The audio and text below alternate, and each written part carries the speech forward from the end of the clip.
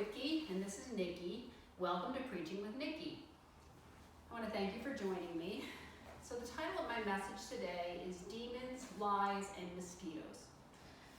So if you're just joining me today, I want to recap what we've talked about in the previous two episodes, just to give you a highlight if this is the first time you're joining us. So the name of my book that I've written, and it's kind of the topic of this series that I'm doing right now, is called Demons and Lies, Slay Them and Rise. And we started off by talking about the three most important things that I believe that you need to do, what God has shared with me, and the insight that I've gotten from the many years of study of my Bible and studying with other people as well.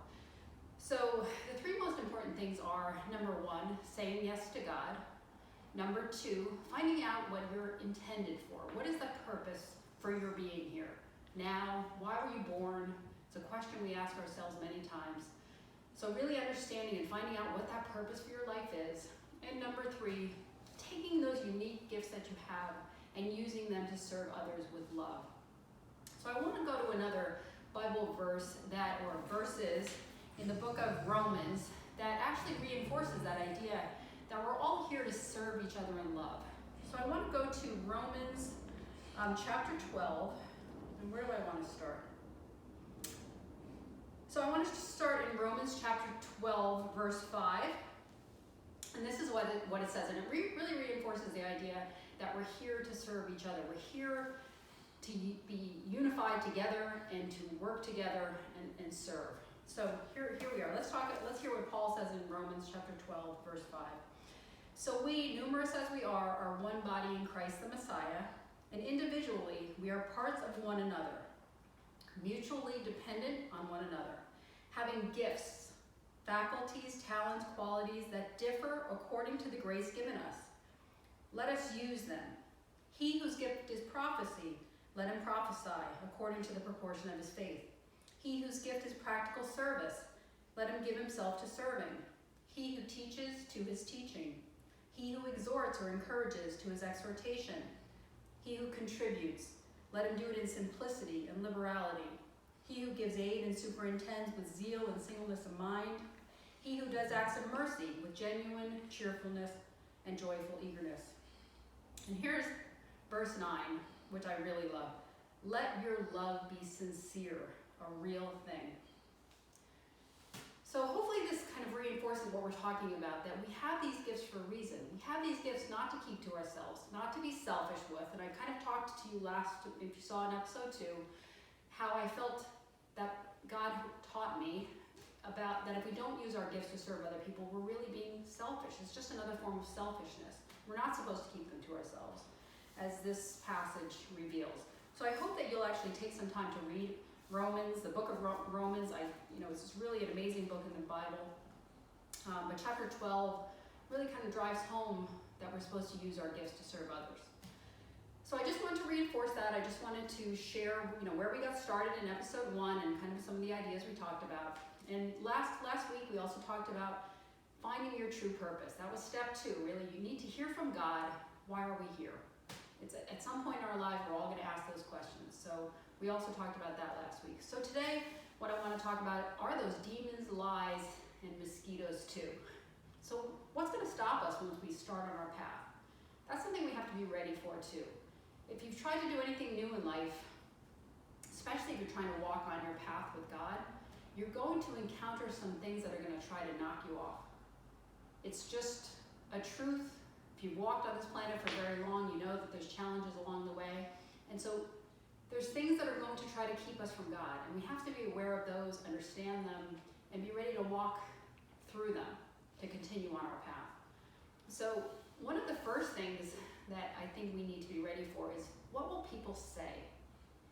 Have you ever shared a dream in your heart with other people and had something other than positive response from them? That's probably putting it nicely, right?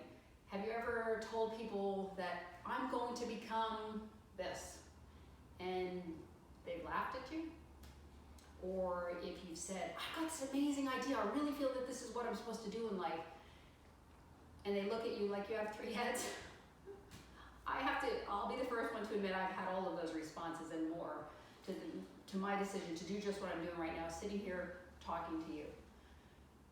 But the thing that I alluded to last week is we have to be ready for that, right? Because what I understand, and what took me a long time to understand, is that God doesn't share our dreams with other people. He doesn't share the purpose for our life with everyone around us.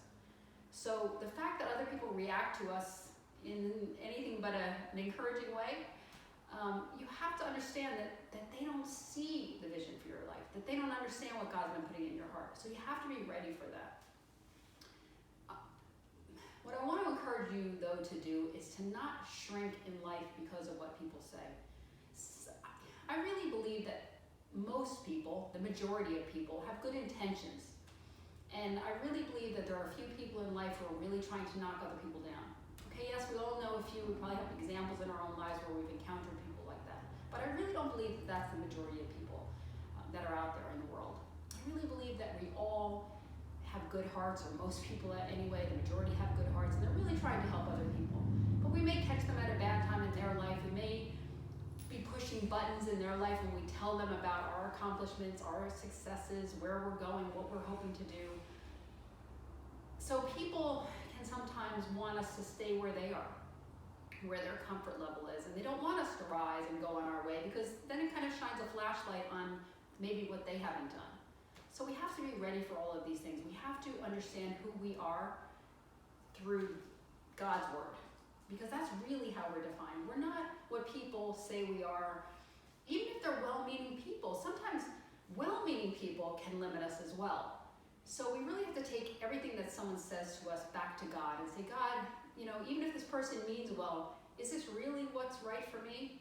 I've walked on paths because people have encouraged me in things they've seen and said I'm good at, when they really weren't the right paths for me. Have you ever done that? So now I understand that I really need to take everything back to God and kind of look at my life through a God filter and say, okay, God, you created me. You're the one who had the plan for my life that was predestined. We talked about, right? We talked about that our lives are predestined, pre-planned. So there's something we're supposed to do here. So that's between us and God. So I ask you to kind of get quiet and search your heart for that understanding before you take any new steps in life. And you can do that every day along the way. I kind of check in with God throughout my day every day now. Now that I know He's there and I have this relationship with Him, I'm constantly throughout the day bouncing my ideas, asking for His help, asking for His strength, so that I can do well as I walk through my life. So be prepared for what people say. But then there's another one that I think we have to really think about. What am I saying to myself? What self-limiting things do I have that I've carried with me along the way? Some of these things could have come from your childhood. Maybe it's something that happened to you and you felt bad about yourself and you continue to carry these ideas with you along the way, right? These are where I'm talking about demons and lies, right? Kind of the lies we tell ourselves. It's not just the lies people say about us or things. It's really, how are we perceiving ourselves?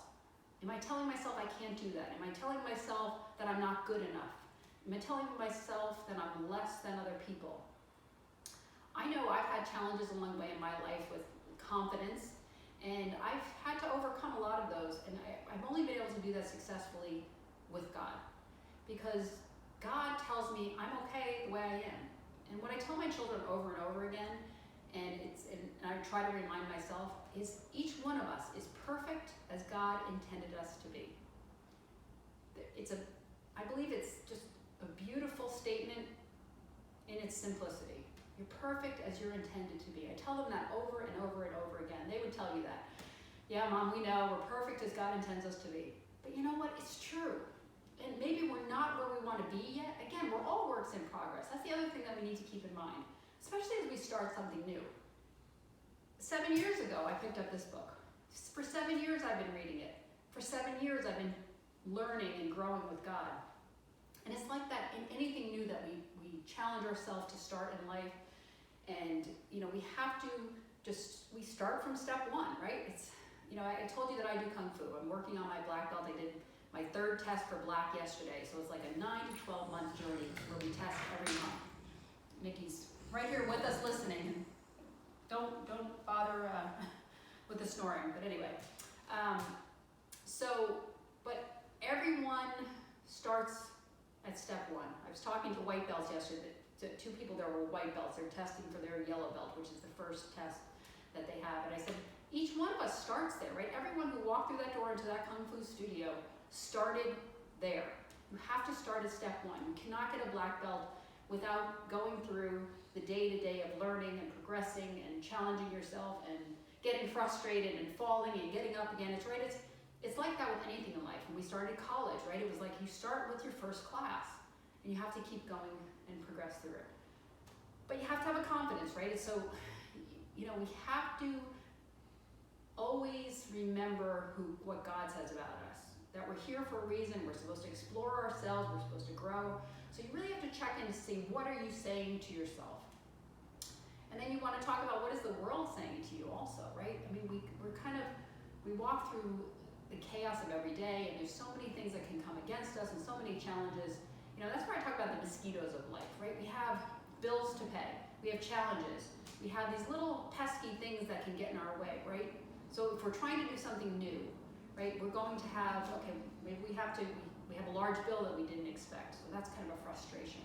Or we tried something and failed, or we got a bad grade in school, or we got hurt, or we got sick, or we have all these different things that can come against us. Some of the small ones are kind of like mosquitoes. You can just learn to brush them away. And you're going to have to do that throughout your life, right? You have to kind of move past things that are kind of challenging you. And how we deal with those things is important too. But one of the things that I really want to talk about here is our enemy, right? We have enemies that are going to come against us, but they're all not of the flesh. So I want to look at Ephesians 6:12, where Paul tells us what our true enemies are. Is really we're battling with Satan. We're really battling with Satan. If you read the Bible, you'll start to understand that we either choose God or we're siding with the world. And the ruler of the world is Satan, the prince of the world. I stumbled on that Bible verse in the Gospel of John. And I say stumble because it kind of stopped me in my track, where Jesus said, it was right before he was going to be crucified, he said, I'm going to stop talking, basically, I'm paraphrasing, because the prince of the world is coming. He has no power over me, but he's coming. So I kind of stopped and said, the prince of the world. I don't know why I didn't understand that Satan is the prince of the world. He's the prince of this world we're living in today. That's an important thing to think about, because if we're not siding with God, with Jesus, if we don't know that Jesus is our Savior, by default you're siding with this world, right? You're siding with all that man created here. Satan is the ruler of all that. So let's see what Paul says in Ephesians 6:12. Because all of these lessons are here for us to learn. So this is what Paul says: "For we are not wrestling with flesh and blood, contending only with physical opponents, but against the despotisms, against the powers, against the master spirits who are the world rulers of this present darkness, against the spirit forces of wickedness in the heavenly supernatural sphere." So again, understand that Satan is alive and well on planet Earth. You probably don't hear much about Satan. I didn't understand anything about Satan until I picked up this book and started learning and started studying and doing Bible study. That I didn't understand that we have a force against us. And Satan works through people. And so when bad things happen, it's not God bringing those things into your life. It's the forces that are against us. So we need to understand that in order to overcome them. And the more we walk on God's path, the narrow path, I can tell you this: the higher you're rising, the more Satan's going to come against you.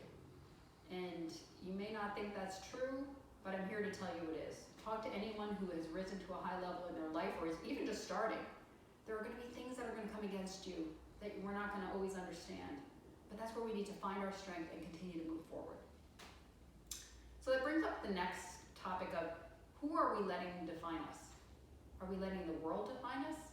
Or are we letting God define us? So all of these things we're talking about, not listening to what other people say, not allowing our circumstances to get in the way of what we believe we're supposed to be doing,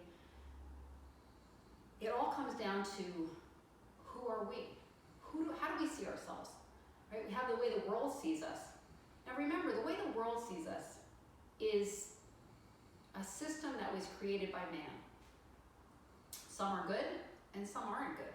Right? We measure ourselves against earthly standards based on our performance, based on our education, based on our appearance, how we look.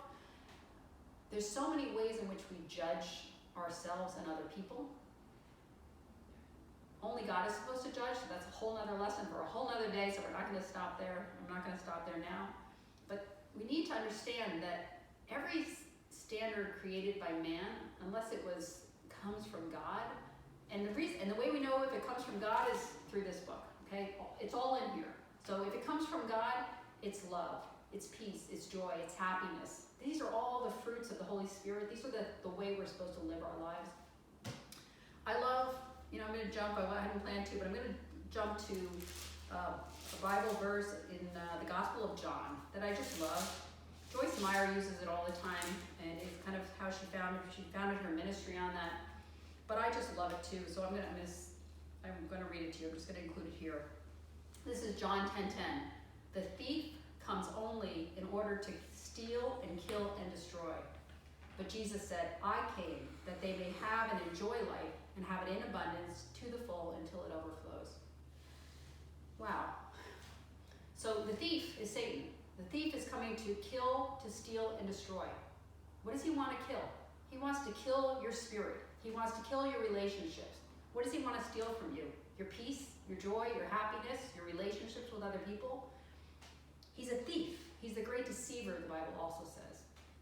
But what does Jesus say? Jesus said, I came that they might have and enjoy their life and have it in abundance to the full until it overflows. Which path do you want to choose? Right? It's so simple. Sometimes we look at these things and the simplicity of it. God is love. God is happiness, joy, peace. He wants us. We're here for his good plan. We talked about Jeremiah 29:11. God has a good plan for our lives. Right? This is what we're supposed to find. This is what we're supposed to do. So anyway, we get back on topic. I want to talk about one of the other things that we really have to think about. We talked about what other people say, what we're saying to ourselves. But what are you thinking about during the day? That's another thing that can get in our way. We have to think about what is it that's going through our mind each day? What is it that we're focused on? Because what you focus on is what you're going to find in the world. So there's a Bible verse where Jesus says, seek and ye shall find. And basically what he's talking about is we're supposed to be seeking God. But not all of us are.